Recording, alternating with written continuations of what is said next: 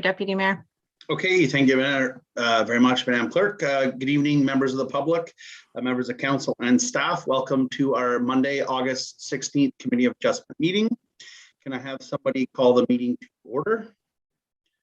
Moved by Martin, second by Stephanie. All those in favor of the motion?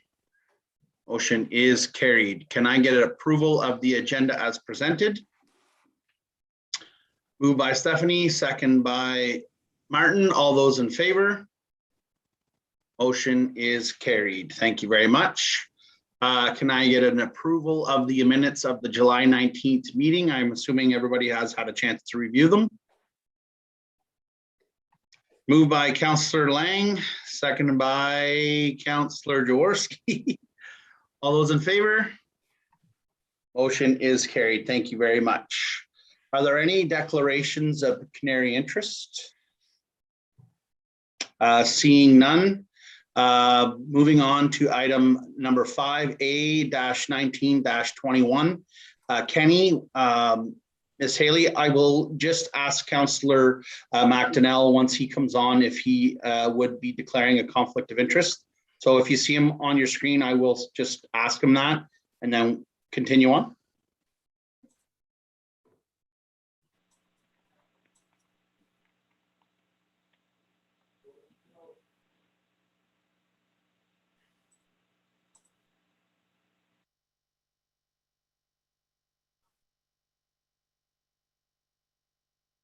Okay, can you see my screen? Yes. Sure, thank you. Okay, so welcome members of the public. For those of you who are participating by Zoom or by phone, you will be permitted to speak to the respective application following my presentation. Prior to speaking, please state your name and address for the record. To make a comment, please use the raise hand function and the chair will call on you. If you have registered to participate in the meeting by phone to speak to an application, you will be asked if you would like to comment on the application after the presentation. I now am required to read wording under the Ontario Planning Act. So this is a hearing under Section 44 of the Ontario Planning Act. Any person may attend this hearing and or make written or verbal representation either in support of or in opposition to the proposed minor variance. If a person or public body does not make oral or written submissions at this hearing before the minor variance is decided upon, the person or public body is not entitled to appeal the decision of the minor variance of the Committee of Adjustment to the Ontario Land Tribunal, also known as OLT. If a person or public body does not make an oral submission at a hearing or make written submissions to the Committee of Adjustment or the Township of South Glengarry before the minor variance is decided upon, the person or public body may not be added as a party to the hearing of an appeal before the OLT unless, in the opinion of the tribunal, there are reasonable grounds to do so. So we have two applications on our agenda this evening. We'll start with the first one being A1921. This property is located at part of Lot 18, Registered Plan 14M13, which is the registered plan number for the subdivision called Somerstown Estates, and it's located on James Crescent in the geographic township of Charlottenburg, now in South Glengarry. This is a key map of where the property is located. This section of the plan of subdivision is currently not open and ready for development at this point in time, but we expect it to be in the very near future. So you can see that this property is on a corner lot and it's one of the bigger lots in the subdivision. Ms. Haley, your screen hasn't changed since the first, I'm only seeing Committee of Adjustment meeting. Your screen has not changed since the first slide. Okay, Sorry so my screen has changed. Can anyone see anything differently? I'm seeing, so I was going to say, I'm seeing the PowerPoint like window where you can see all the main slide and then all the little like slides along the side as opposed to the presentation version. Oh, okay. So let me see if I can go back to the presentation mode. I apologize. No worries. I can see you talking on the screen, but your screen, there we go. Thank you. Is that better? You're back to page 1, but it went to page 2. Can you now see where the key map is? No, it's buffering. So you're still only seeing my title page? Yes, ma'am. Okay. I'm going to stop sharing and we're going to try again. Sorry about that, everyone. Sam, just a quick question. Do you have a declaration on any of these applications for the record? Can't hear you. No. Okay, thank you very much.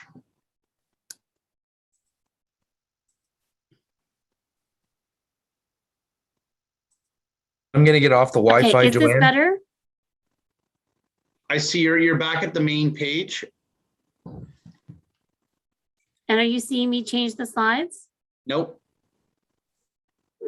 Okay. But I think in this case, though, that was a delay issue, I think, because it looked like you were on the path for us to see the right thing, but then. Okay, I'm going to try another. You. Sorry about this. Okay, so now do you see my main page? Yes. And do you see it change? Yes, thank you. Excellent. Perfect. I tried different, there was different sharing screens available, so I'm sorry about that. So No I'm worries. just going to go to the key map here just to reiterate what I was saying previously. This is where the subject property is located. You can see it's on a corner lot. This section in here is a phase of the subdivision that is currently not open, as the developers are in the midst of finalizing all of the requirements to be able to allow this this area to be developed in the near future. So as I mentioned, the subject property is located in a phase of the subdivision that's currently being developed, and it should be completed in the near future, will allow us to issue building permits once we go through all the final approvals of council. So the property owner intends to build a single detached dwelling that is 360.86 square meters in size. So it's quite a large home. It's approximately 3,800 square feet, including an attached garage. And this is a recent picture of the property. You can see that this area is still undeveloped. Some work needs to be done in this location, but this would be the corner lot. And the purpose of the variance this evening is the property owner would like to build a larger detached garage than what's permitted. They would like to increase the maximum height from 4.5 meters to 4.75 meters. And they would like to increase the maximum gross floor area from 100 square meters to 168 square meters, which is 1,808 square feet approximately. I'm now going to show you the orientation of what's proposed in this location. So as I showed you earlier, it's on a corner lot. So this would be constructed at an angle. You would drive in. This is the location of the proposed dwelling, with the detached garage kind of off to the side and the back of the parcel of property. And then the septic system to be located in the rear. And this is what the elevation of the garage will look like. So from the front, you'll see that it's a 2-car garage and then goes back longer than it does wider. And then this is the proposed elevation of the new dwelling. And as I know our committee is aware, if an applicant moves forward with construction, they have to construct the dwelling before the garage is permitted to be constructed, or we can issue the building permit at the same time for both structures. And that would be subject to an approval for the enlarged garage. This property is designated rural settlement area in the county official plan, as it's located in the settlement area of Summerstown. And it does conform to the general intent of the official plan. And the property is zoned residential 1 and conforms to the general intent of the zoning bylaw. The application was circulated to applicable municipal staff. Ideally, the proposed garage would conform to the permitted height and area when located in a plan of subdivision. However, this is a large lot. It's large enough to accommodate the proposed large dwelling and the garage.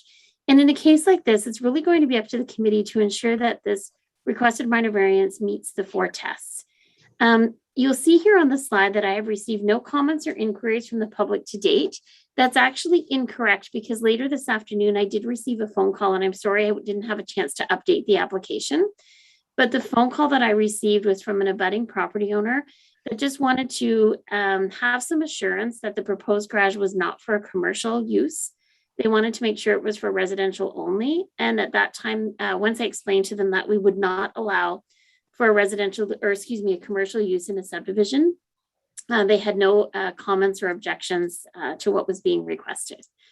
And that's all I have for this application. I do know that both the agent, Mr. Wilson, is on, as well as the applicants are available if you have specific questions about their development. Thank you. Okay, thank you very much, Ms. Haley, for that report. Are there any questions of members of council? Seeing none. Are there any comments from any of the members of the public attending the meeting?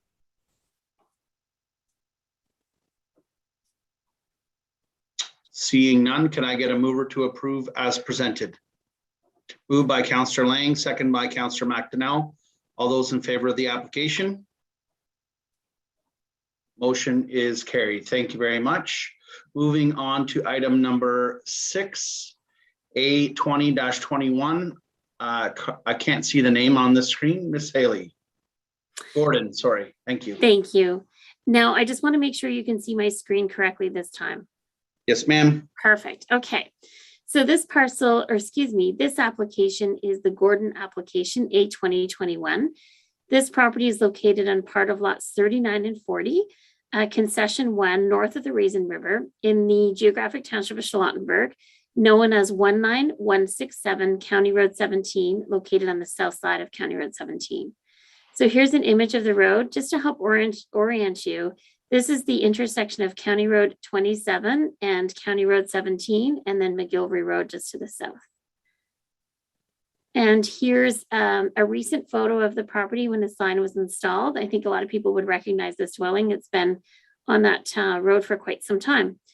So the subject property is currently developed, containing a single detached dwelling. The property owner recently removed the main deck as it needed to be replaced. And upon applying for a building permit, it was determined that a minor variance was needed to reduce the watercourse setback. So we worked with the applicant to kind of inform them about what was required for information to file their application. With their package, they submitted some photos of what the deck looked like before it was removed. So this is in their rear yard, being on the south side of the house. This is existing. They also have an upper deck in this location. It's not quite as large or doesn't stick out as much as the main deck. And this deck was also removed. And here is a recent photo of what the backyard looks like. And again, that was just taken recently at the time of the sign installation. So the applicant would like to move forward in reconstructing the main deck as well as the additional upper deck. And in order to do so, they required a minor variance to reduce the watercourse setback from 30 meters to 8.23 meters from the top of bank of the Raisin River to the nearest portion of the main deck. Here's a sketch that would demonstrate what's being proposed. So this was submitted with the building permit application to show the location of the new main deck as well as the new upper deck. And the requested setback would be to this portion of the deck. So the property is designated agricultural resource in the county official plan, and the application conforms to the general intent of the official plan. And the property is zoned agricultural and natural hazard. There's a little bit of natural hazard right along the edge of the Raisin River, as well as to the east of the property, but not where the area is proposed to be developed. And it does conform to the general intent of the zoning bylaw. We have reviewed the application, both building and planning, and have no concerns. In an area like this, we're going to rely heavily on the Raisin Region Conservation Authority to make sure that there's no issues with the proximity to the top of bank, the stability of the bank, any erosion hazards. And they have no objection to the variance that's being proposed. We also sent to the committee the comments from the Raisin Region Conservation Authority. And then, of course, we had to circulate the United Counties as this fronts on County Road 17, but they had no comments at all as the proposed development doesn't impact the county road. And I've received no comments and inquiries from the public at the time of authoring this presentation today. And that's all I have to explain at this time. Thank you. Okay. Thank you very much for your presentation, Ms. Haley. Are there any questions of the committee members? Councillor Jaworski. Thank you, through you, Chair. This question to Ms. Haley, and it's just to have you repeat something that's already been said about, so these decks are going back in the same place as the existing ones, correct? To be very honest with you, I can't confirm that they are in the exact location because a demolition permit wasn't applied for to remove the decks. We would have advised the applicant at that time to have locate the decks that could have probably avoided a minor variance application, but unfortunately the applicant or the property owner didn't know that. So I know that it's going to be in a similar location. So we're treating this as if it's new development. That's a very good question, Councillor Jaworski. So if the applicant would have applied for a demolition permit and would have requested to construct a brand new deck in the same footprint, there would have been no minor variance requested because he would have had grandfathering rights? That is correct, Mr. Chair. So ideally, people would reach out to the township to look for some advice. And we would have advised them at that point to have a building location survey completed of the decks only. And then if they could prove they're building in the identical footprint, then they could have avoided the minor variance process, yes. But in fairness to them, I don't think they realized that there was going to be a watercourse setback required. And so they were very cooperative once they applied for their permit. We were able to flag that. And then it was just a matter of time allowing them to work with the surveyor. It took some time because everybody's so busy. Mm-hmm. And they were able to get a letter from a surveyor confirming what the existing setback is or what the requested setback should be, I should say. Okay, great. Thank you very much. Yep. Is the applicant online to speak to that issue about the I location? do see Adam Gordon is online. I would imagine. So Adam is not the property owner or the agent. Adam, I believe, is sitting in because the property owner and the agent are both out of town, but they assured us that they would have someone available to answer any questions. Do you have a specific question to ask Mr. Gordon, Councillor Jaworski? I just would like them to speak to the issue of like where the deck is going, considering that we're going beyond that 15-meter setback. I'd like to have understanding of where the deck will be going versus the old one. Okay, Mr. Gordon, Adam, would you be able to answer the question from Councillor Jaworski? Yes, hello? Yes, we can hear you. Go ahead and state your name, please. Yes, my name is Adam Gordon, and I'm representing the owner, David Gordon, on this file. Okay. So yes, so if I understand the question, it's basically, and just to be clear, it's basically why a demolition permit wasn't applied for. Is that correct? No, my question is, will the new deck be going where the old deck was prior to it being demolished? Yes. Okay. Yes. Sorry. Yes. The new decks will be going in the same location as the old decks. Okay. Thank you. Perfect. Okay. Thank you very much for that. Are there any other questions of the committee members? Seeing none, and there is no more. Oh, Councillor McDonnell. Yes. Oh, I was just putting my hand up to move to. Okay, so moved by Councillor McDonnell to approve, second by Councillor Lang. All those in favor of the motion? Motion is carried. Thank you very much. And moving on to the next item, Ms. Haley, do we have a meeting on the 7th of September? We will be having a meeting on the 7th. At this time, I have one application filed, and I do anticipate at least one more to be submitted before the deadline. Okay, wonderful. Thank you very much for that. Can I get someone to put a motion on the floor to adjourn? Moved by Councillor McDonnell, second by Councillor Jaworski. All those in favor? Motion is carried. Meeting is adjourned at 5:19 p.m. We'll see you all on for our meeting in 11 minutes. Thank you all for attending.